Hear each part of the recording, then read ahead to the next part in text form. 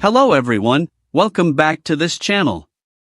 In this video, I will show you the easy and clear steps on how to turn off image feed personalized in Microsoft Bing on Android. How to turn off image feed personalized in Microsoft Bing on Android. Make sure you keep watching this video until the end. Let's get started right away.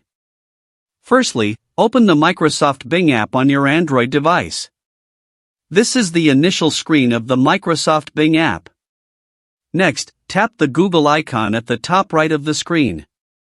And a scrolling down menu will appear.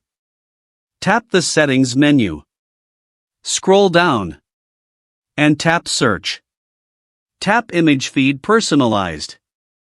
So that's it, this tutorial on how to turn off image feed personalized in Microsoft Bing on Android.